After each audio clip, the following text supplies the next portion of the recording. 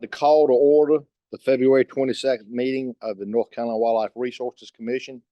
This meeting is being streamed live and recorded as a public record. A recording of the meeting will be available at www.ncwildlife.org. As a courtesy to others, please turn off all cell phones during the meeting. And this time, I'd like to recognize Commissioner Kelly Davis to lead us in the Pledge of Allegiance. I pledge allegiance to the flag of the United States of America and to the republic for which it stands, one nation, under God, indivisible, with liberty and justice for all. And at this time, I'd like to recognize Commissioner John Alexander to provide our invocation. Thank you, Mr. Chairman. Please pray with me. Dear Heavenly Father, we want to thank you for this day and for the men and the women that work for our Wildlife Resources Commission. And Heavenly Father, as our hunting seasons come to a close, we want to thank you for your bounty that you allowed us to harvest. And Heavenly Father, as the warm spring air will soon be upon us, we ask that you be with the new life that will soon be joining us. And it is in your holy name we pray. Amen. Amen. Commissioner, this time I would like to recognize Margot Minkler to do a roll call of commissioners present for today's business meeting. Good morning. I'm going to do a roll call for our February 22nd, 2024 meeting. Monty Crump, Here. Mark Craig. Here. David Hoyle, John Coley, Wes Seegers, Tommy Fomble, Here. Tom Berry, Here. Brad Stanback, Here. Jim Ruffin, Here. Ray Clifton, Here. Kelly Davis, Here. Steve Wyndham, Here. Landon Zimmer, Here. John Stone, Hayden Rogers, John Alexander, Here. Tom Hayslip, Here. J.C. Cole. Here. Mike Alford, Joe Budd. Here. Mr. Chairman, you have a quorum. Thank you, Margot. North Carolina General Statute 138A-15 mandates that the commission chair shall remind all commissioners of their duty to avoid conflicts of interest or appearances of conflict under this chapter. And that the chair also inquires as to whether there is any known conflict of interest or appearance of conflict with respect to any matters coming before the commission at this time. It is the duty of each commissioner who is aware of such personal conflict of interest or of an appearance of a conflict to notify the chair of the same. In this time, I would ask, are there any recusals on today's meeting agenda? Hearing none, I'll move forward and recognize Margot Minkler once again to read and notify the board of notices of commission appointments. Margot. My first item is notice of commission appointments. As shown in exhibits A1 through A3, we received notice of appointment from Governor Roy Cooper of District 3 Commissioner Wes Seegers, District 6 Commissioner Chairman Monty Crump, and District 9 Commissioner Brad Stanback for terms ending April 25th, 2029. As shown in exhibits A4 through A8, we received appointments by Senate President Pro Temp Bill Berger of Mark Craig, Tom Berry, John Alexander, Landon Zimmer, and Joe Budd for terms ending June 30th, 2025. As shown in exhibits A9 through A13, we received notices of appointments by House Speaker Tim Moore of John Coley, Ray Clifton, Tommy Fomble, John Stone, and Reed Smith for terms ending June 30th, 2025. That concludes that item. Would you like me to proceed to my And next? if you would proceed to review and receive the State Ethics Commission's statement of economic interest, Commissioner Joe Budd. The next item is receive State Ethics Commission reviews of 2023 Statement of Economic Interest for Commissioner Joe Budd. Pursuant to North Carolina General Statute 138A-15C, any actual or potential conflict of interest by a public servant sitting on a board and cited by the Ethics Commission under North Carolina General Statute 138A-24E is required to be read into minutes of the applicable board. The State Ethics Commission reviewed Joseph R. Buzz 2023 Statement of Economic Interest, and they did not find any actual conflict of interest, but found a potential for a conflict of interest. The potential conflict identified does not prohibit service of this entity.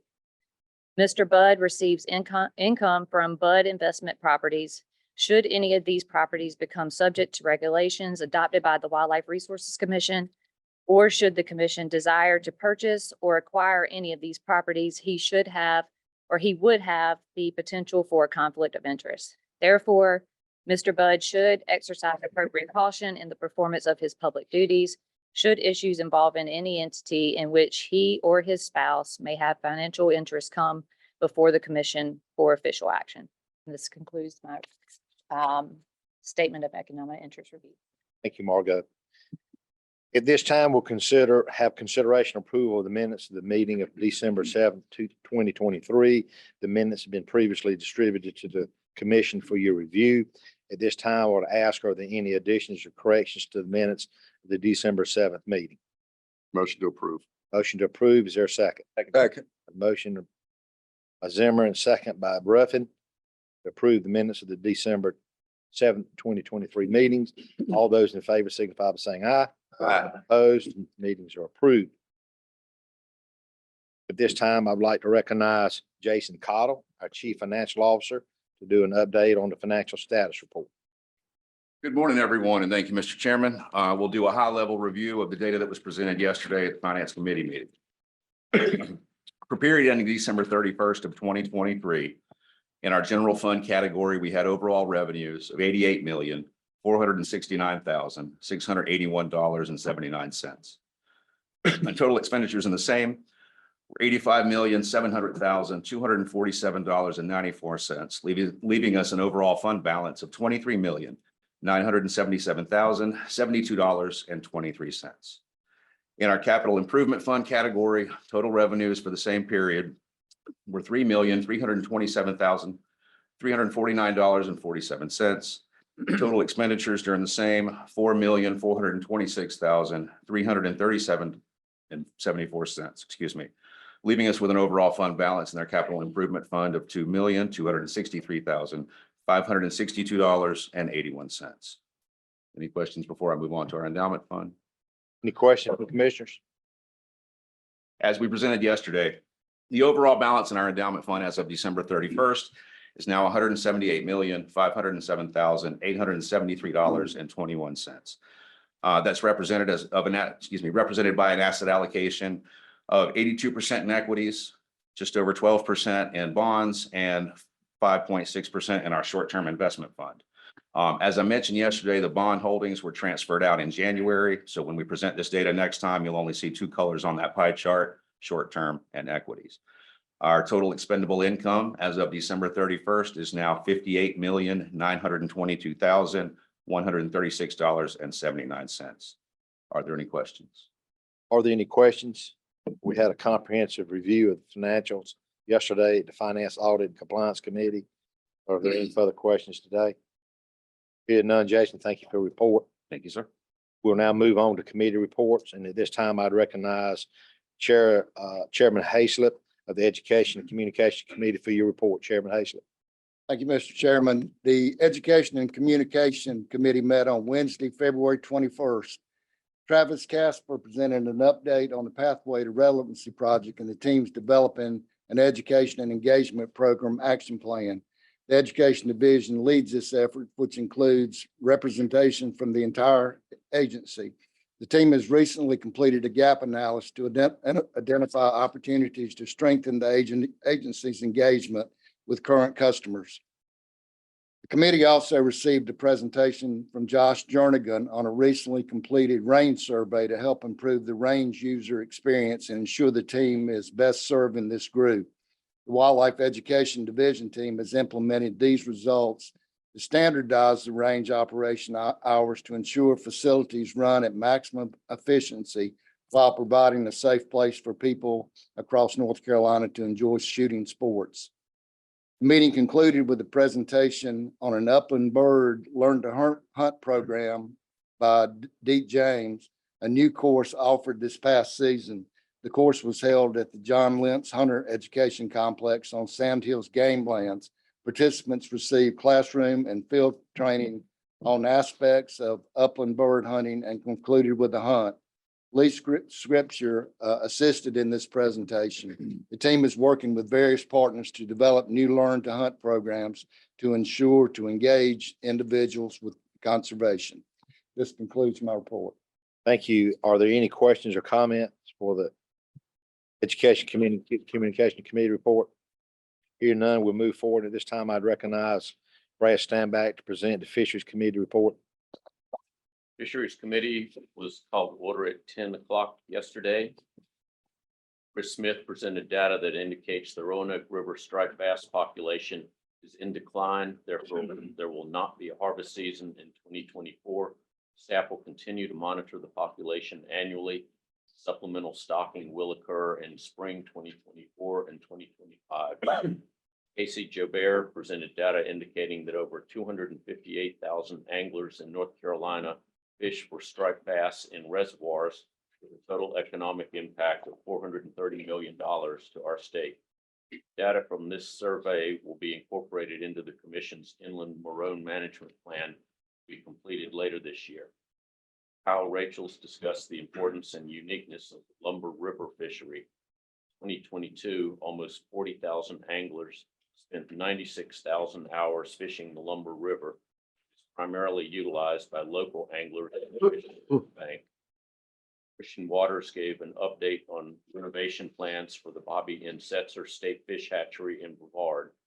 Permitting and planning should be completed by late 2024. Construction should begin in early 2025. There will be necessary reductions of trout stockings during the renovation, and CMBE staff create a communication plan to inform the public about changes and renovation progress.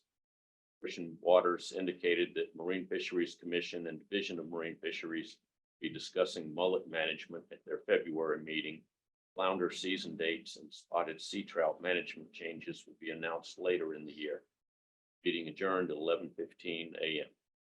That concludes the report from the Fisheries Commission. Thank you, Commissioner Standback. Are there any comments or questions regarding the Fisheries report? Hearing none at this time, I recognize Chairman Landon Zimmer to provide the Finance Audit and Compliance Committee report. Chairman. Thank you, Mr. Chairman.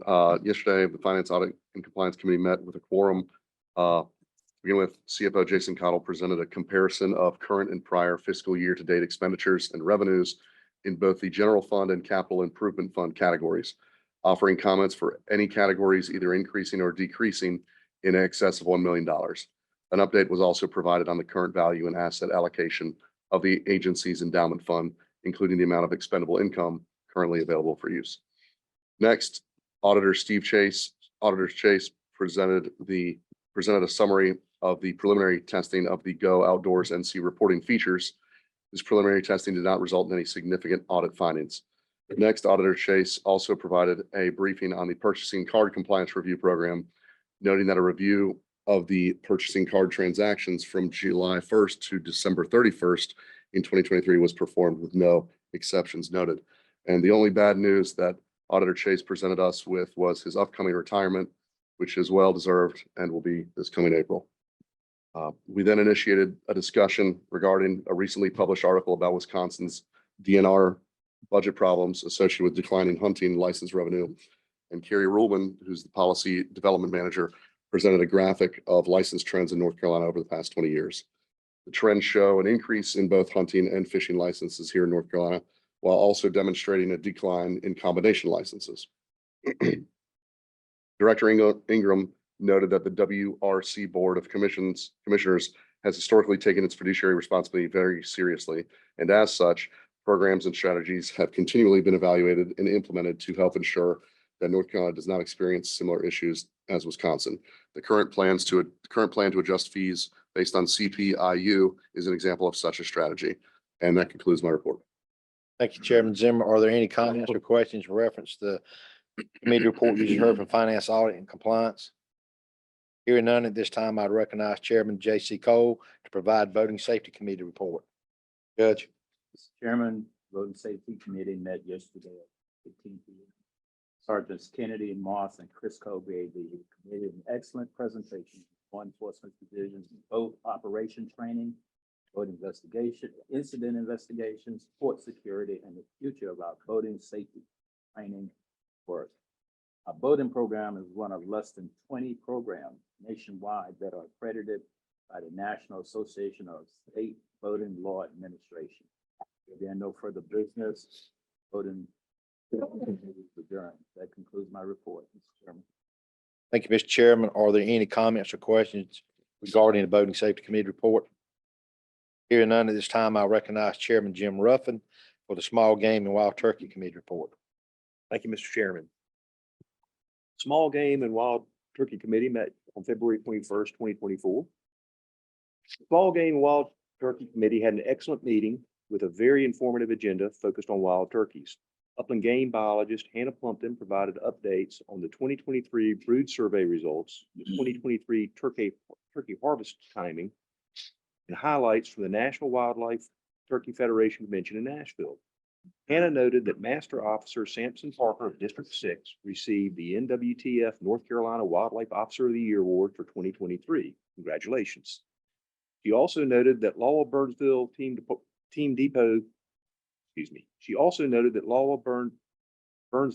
Depot team leader Chris Hinlin won the Joe Kurz Wildlife Management of the Year Award. Again, congratulations. This national award is presented annually to wildlife technical staff who have demonstrated excellence in wild turkey management and restoration. Congratulations to both of them. Assistant Chief Chris Cray then opened a dialogue for discussion concerning the current turkey management goal and much of the data Hannah presented. The committee had an excellent dialogue and charged the staff to review the current goal and report back potential modifications that might be considered related to our statewide goal. This committee also charged the staff to continue to review data and examine potential modifications to turkey seasons that might be considered as we move forward. Finally, Darren Barnes, Law Chief, gave a brief update on the ongoing efforts of the law staff at the Caswell Small Game Focus Area. Darren reported that we are entering burn season and the first burn on the area was conducted yesterday. Our continued efforts to improve the small game habitat in this area will benefit all the species involved, including turkeys. And it will enhance the outdoor experience of the North Carolina outdoor enthusiasts. Chairman, that concludes my report. Thank you, Mr. Chairman. Are there any comments or questions concerning the report of the Small Game and Wild Turkey Committee? Hearing none, I'll provide a committee report on behalf of the Committee of the Whole. Committee of the Whole met yesterday evening at 3 p.m. The meeting began with a review of public comments for proposed annual cycle rule changes to inland fisheries, land and water access, and administrative rules for 24-25, declaratory rulings, and public fish and boating access rules. All rules were recommended by the committee as presented, except the committee recommended changing the Western deer hunting rule proposal to add the Thursday and Friday of Thanksgiving week as youth days in the Western deer season. This change addresses the main concern we heard at our Western public hearing by allowing youth under 18 to use any lawful weapon on those 2 days. The committee also reviewed proposed rule changes in endangered, threatened, and special concerned species and associated fiscal note for notice of text. The committee then reviewed and approved a phase 1 land acquisition for potential boating access area at Holden Beach. Lastly, I provided some administrative updates about the upcoming April out of town meeting, out of Raleigh meeting, and April meeting in Wilmington. And being no further business, the committee was adjourned. Are there any comments or questions about the report from the Committee of the Whole? Hearing none, we'll move forward with Brian McCray to introduce our next speaker for our agency spotlight on environmental health and safety. Brian. Thank you, Mr. Chairman. So I'd like to introduce Alan Strickland. He's our Environmental Health and Safety Director. Alan's been with us for about 7 years now, and he's really taken this program to the next level. And I want to say that for a few reasons. You'll see some of his accomplishments here today, but Alan's a little different and a really good fit for this agency. So we're obviously a field-based agency, as you've heard Director Ingram say numerous times, but Alan has a great ability to relate to the employee to help ensure they get the job done efficiently and effectively, but also safely. And that's a tremendous amount to us and the folks out in the field. So Alan, I want to thank you for that. And I want to let you take the floor and show some of your accomplishments that you've implemented. Alan Strickland, the Environmental Health and Safety Director for the commission. Thank you all for having me this morning. So with environmental health and safety programs under our department, we have occupational health and safety, environmental compliance.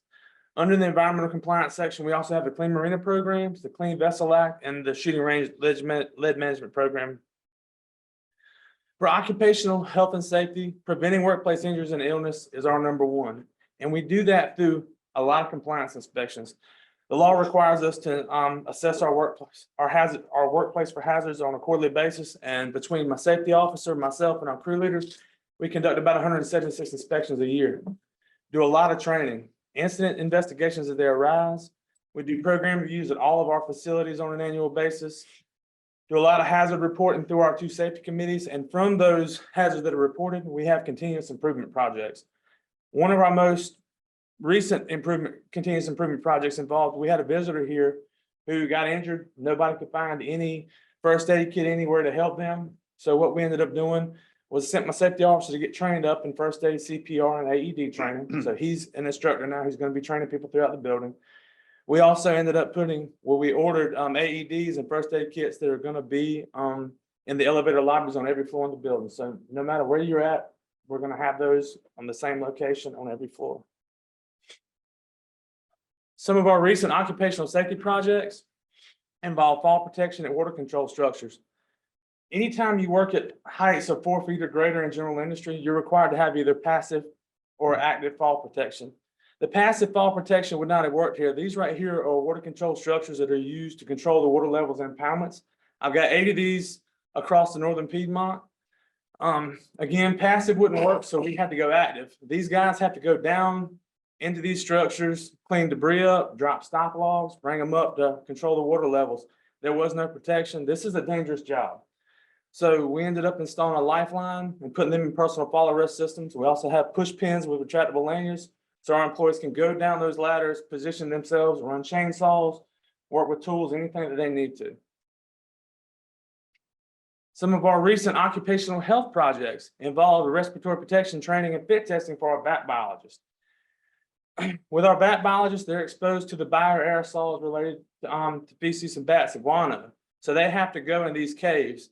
And what we end up doing to make sure that they're fit for respirators, we put them inside these hoods that have their own little atmosphere, if you will, and we stick in different medias that will cause them to taste or smell something. And if they taste or smell the media that we're putting in there, then the respirator's not getting a proper fit.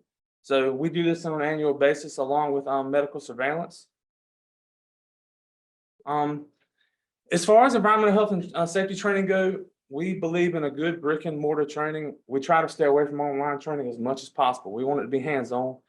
This picture right here is Mike, my safety officer. He's doing some hands-on training in fall protection. And to the right there, you'll see that was at the Suggs Mill Pond. We save up all of our old fire extinguishers that can't be serviced, and we do hands-on fire extinguisher training. Again, better do that than watch it online. And we conduct, between us and the crew leaders, about 220 hours of training per year. Some other notable projects that we do is we do some industrial hygiene work with exposure monitoring and health hazard mitigation. With exposure monitoring, we periodically work with, we do exposure monitoring for formalin, lead, silica, noise, the volatile organic compounds, and hexavalent chromium. I didn't list that up there.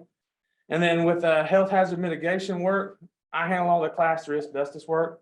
The class 1 and class 2 work, which is in larger quantities, is handled by an outside contractor. With environmental compliance, when I came on here, Eric brought me on as a safety director. And within a few days of going around and seeing the problems we had with environmental compliance, I took on the environmental program as well. We had a lot of issues, and you're going to see some pictures up front to kind of show you the issues and, you know, again, where we are today with compliance.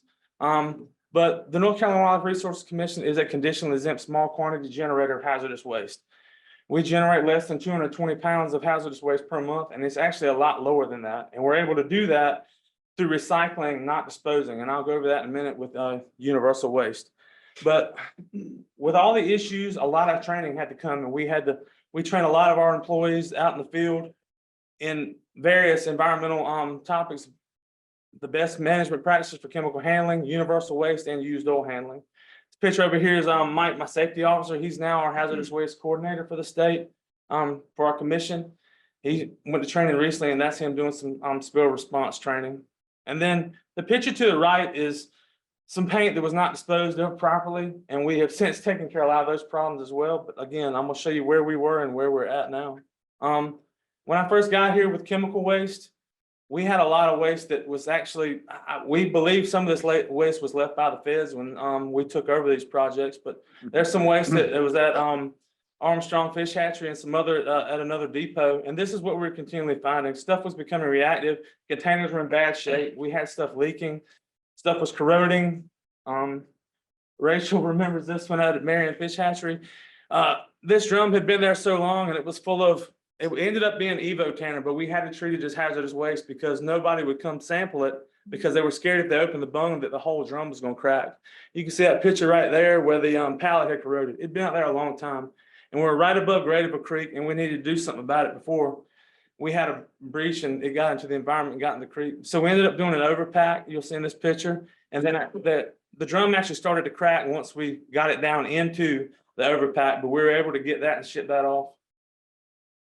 Where do you ship it? We had a, that was Tredebi out of South Carolina. They went and they ended up incinerating it. That's how they handled the hazardous waste. We had a contract to come get it. The way we're able to keep our waste classification down to be a small quantity generator is we deem most of our waste to be universal waste. Universal waste in itself is a hazardous waste by the EPA. However, if you recycle it, you can keep your generator status down. So that's what we do. And the bulk of our universal waste that we handle is going to be lead acid batteries, our old pesticides, mercury containing equipment such as barometers, thermometers, thermostats, and then of course our fluorescent tubes that contain mercury. Used oil handling was another big issue that we had. We generate a lot of used oil across the state with all the equipment that we have. Several of our sites, we had random drums of used oil that were not labeled. Stuff was left here, there, and yonder.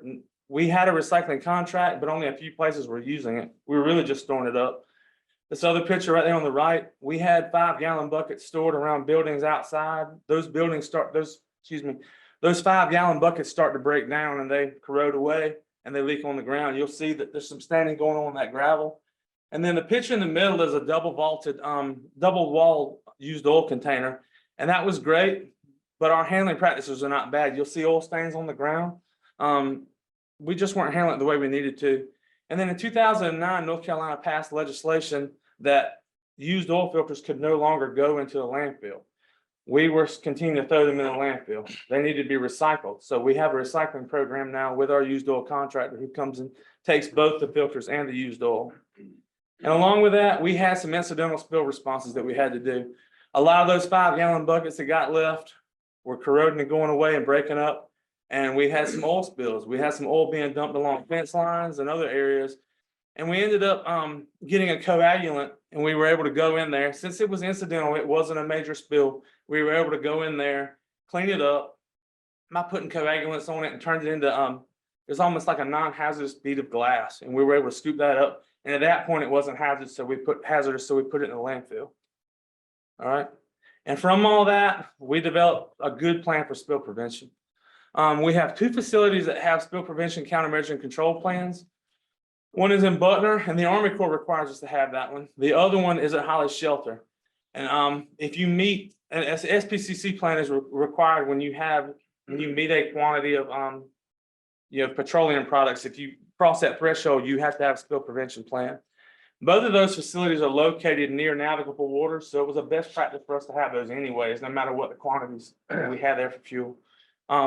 We require now, and this isn't a requirement, but it is a best practice for all 55-gallon drums or 55-gallon containers or greater be on secondary containment.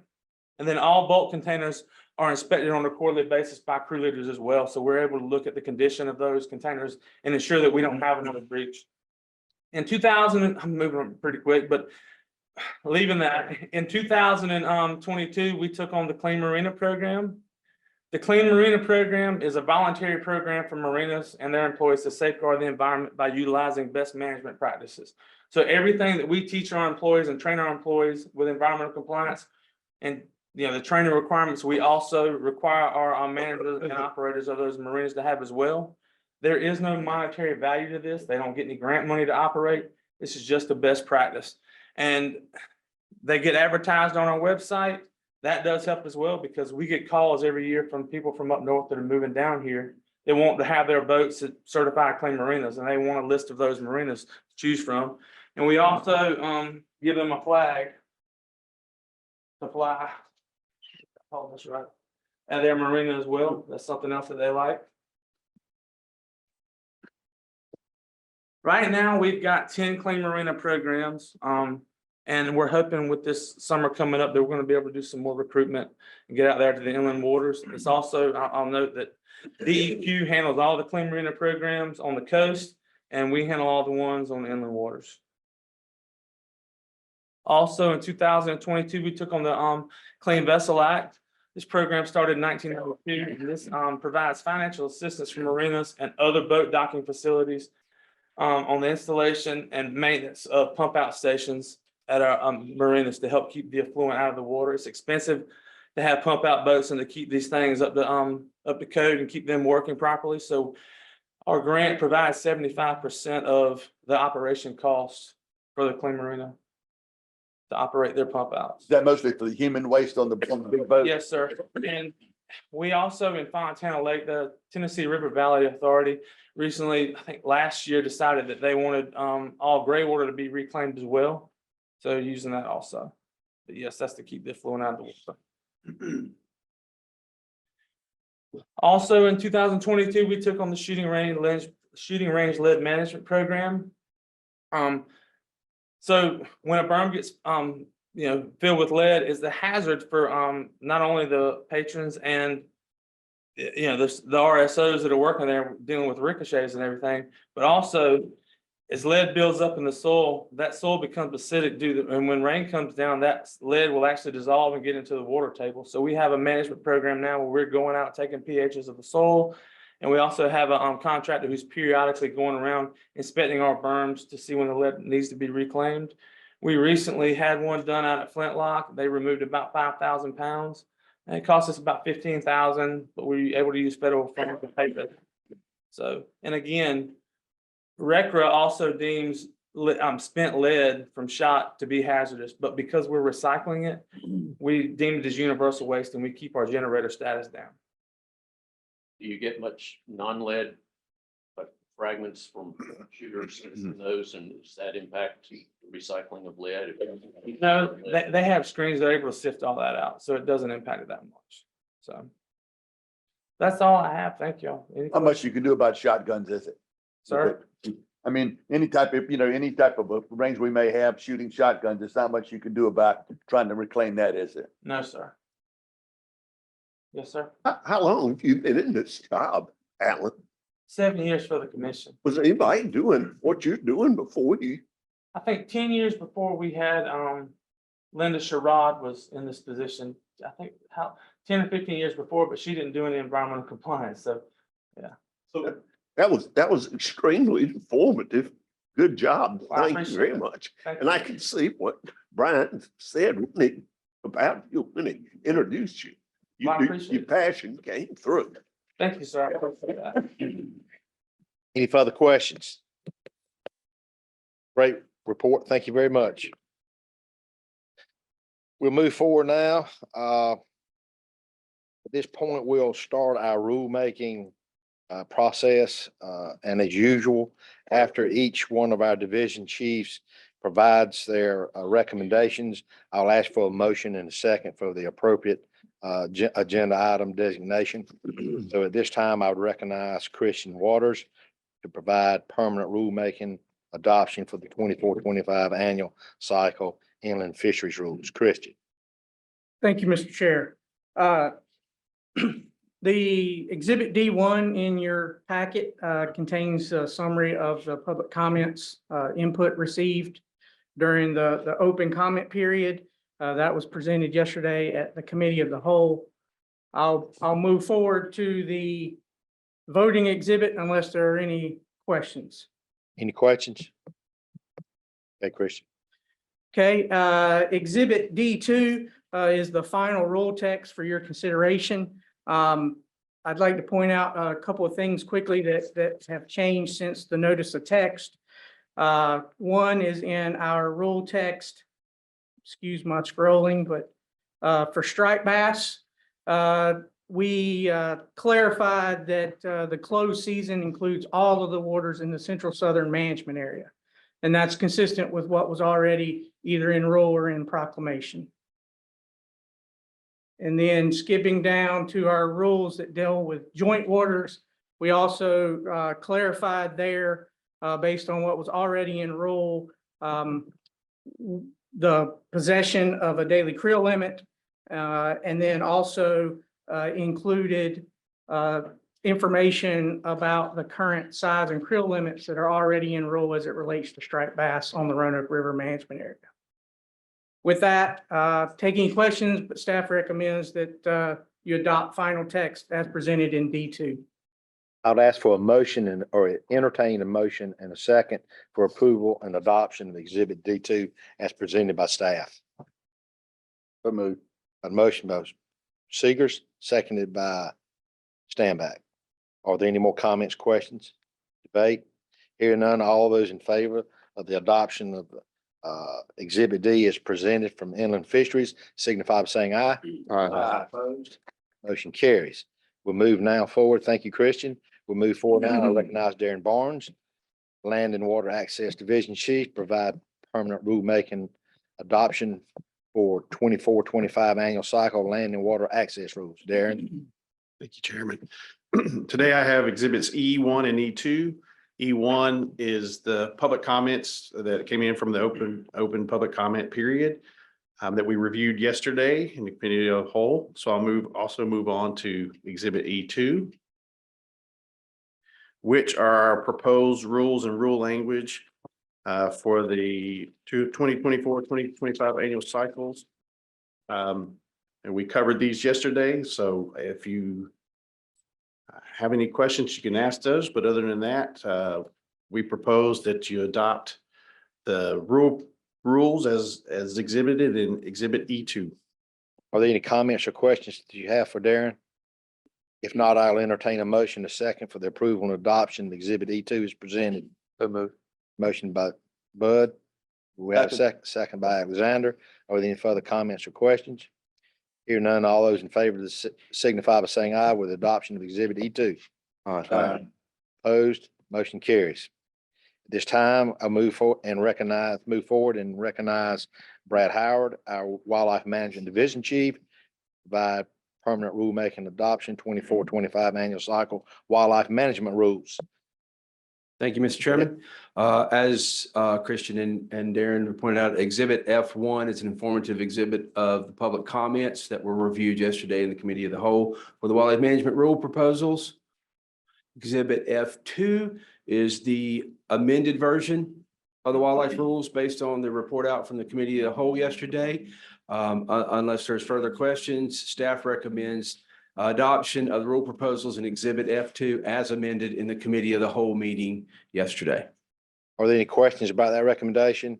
Understanding that we've included the amendment from yesterday on related to Thursday and Friday, Thanksgiving hunting and the Western season for youth. Clear on that? Okay. At this time, I entertain a motion and a second for the approval and adoption of Exhibit F2 is presented. Commissioner Stanback, seconded by Commissioner who's at Wyndham. Are there any further comments or questions, debate? Hear none, all those in favor of approval and adoption of Exhibit F2 is presented with the amendment, signify by saying aye. Aye. Opposed? Motion carries. It's adopted. This time I recognize Colonel Ben Meyer to present permanent rulemaking adoption 24-25 annual cycle administrative rules. Colonel, floor is yours. Thank you, Mr. Chairman. I would direct your attention to Exhibit G1 as discussed yesterday is the summary of the comments during the open comment period. Moving on to G2. This is just a notice of changes to administrative rule to the Wildlife Poach Reward Program to include inland and or game and non-game fish into that program. Based on these, staff would recommend the adoption as stated in this notice of text. there's not any other questions. Are there any questions or comments for the colonel? Hearing none, I'll entertain a motion and a second for the approval and adoption of Exhibit G2 as presented. Motion. Got a motion? Second, you get those? Any further questions, debate, comment? Hear none, all those in favor of the motion to adopt and approve Exhibit G2 signify by saying aye. Aye. Opposed, motion is adopted. Thank you, Colonel. This time I recognize Melva Bonner to present two rulemaking adoptions. And when you do the two rulemaking adoptions, let us stop for a vote on those two, and then you can present the rulemaking notice of text. Okay. Thank you, Mr. Chairman, and good morning, everyone. All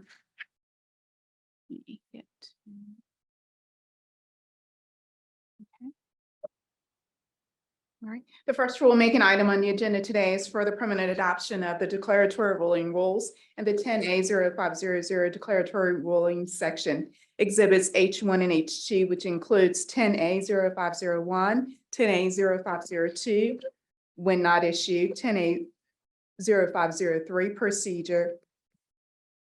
The second rulemaking item on our agenda today is for the permanent adoption of the fishing and boating access area rules and the 10E0100 fishing and boating access areas section exhibits I1 and I2, which includes 10E0101 definition, 10E0102 regulations posted, 10E0103 signs and markers, 10E0104 use of regulated areas regulated. At this time, staff recommends the permanent adoption of 10A0500 declaratory rulings and the 10E0100 fishing and boating access area rules as presented at yesterday's committee of the whole. Are there any questions reference staff's recommendation? Hear none, I'd ask for a motion and a second for the adoption approval of exhibits H2 and I2. So moved. From Wyndham, second from Tom Berry. Got that? Any further discussion, questions? If not, all those in favor of the adoption and approval of H2 and I2 signify by saying aye. Opposed? Motion to adopt them is approved. And at this time, if you'll present, please, permanent rulemaking notice of text for endangered, threatened, special concern species rules. Okay.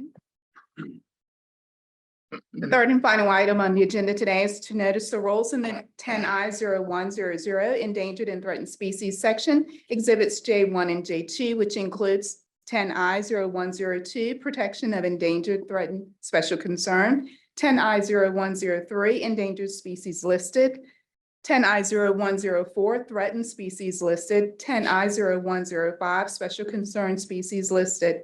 At this time, staff recommends approval to notice the 10I0100 endangered and threatened species rules and fiscal note pending the approval of the amendments by the Office of State Budget and Management to open a 60-day public comment period and to hold one public hearing as presented at yesterday's committee of the whole. Thank you. We heard a staff recommendation for this permanent rulemaking text. At this time, I would ask for a motion and a second for the adoption and approval of exhibit J1 and J2. Moved. Got a motion from Kelly, second by Alexander. Are there any further comments or questions? Hear none, all those in favor of the adoption and approval of exhibit J1 and J2 signify by saying aye. Opposed, motion carries. Thank you. And this time we'll move on with the agenda comments by chairman. I just have two. One, I want to welcome Joe Budd back to the board. Glad to have you back. Appreciate you willing to come back and serve on the commission. And we look forward to working with you. Absolutely. Also, we talked about it briefly yesterday. We've got an off-site meeting in Wilmington in April, and there's a lot of plans, and we need numbers and we need head counts. And please respond accordingly to Margot when she calls you, so we can make sure all the arrangements are made and it goes as smoothly as possible once we get into Wilmington. And I have no further comments. Okay, excuse me. Yesterday you told us the dates. Could you refresh those dates, please? It's Okay, April so- 16th through 8th. Thank you. Mr. Executive Director. Thank you, Mr. Chairman. I just have a couple as well, and I wanted to start by emphasizing the mission of the Wildlife Resources Commission as discussions that we had yesterday, and I had this morning again with Chairman Crump, and you know, the Wildlife Commission, as stated in the mission statement that we often refer to there on the wall, is conserving North Carolina's wildlife resources and their habitats, and then providing programs and opportunities for our constituents, and that is in order for a reason. And as we move forward, and I wanted the folks on the phone and in the room to know that is exactly what our mission is in that order. And I believe that this agency and this board does an outstanding job conserving our resources and our habitats first, and then we move to provide programs and opportunities for our constituents. So I wanted to start there, and related to that, I also wanted to thank our partners that support that mission, specifically as related to recent conversations yesterday, the National Wild Turkey Federation, back from the National Convention in Asheville, Tennessee last weekend, and highlighting our two individuals, one Chris Henline receiving his national award of all the biologists across his nation. Chris Henline receiving that distinguished award, the Encouraging Wildlife Manager. And also Sampson Parker being recognized as our Wildlife Enforcement Officer of the Year. So congratulations. And I did want to close by recognizing with my deepest regrets, as many on this board had served with District 1 Commissioner Ray White, his recent passing last week. Ray White was the District 1 Commissioner on this board, served for 10 years from 1997 to 2007. His impact in conservation was incredible on this board, but furthermore, his conservation influence and impact that will last forever in the state. But Ray White will be deeply missed. Regrets and condolences go out to his family and friends. Mr. Chairman, that concludes my. Thank you for your report. Are there any further comments from any of the commissioners? Hearing none, meeting is adjourned.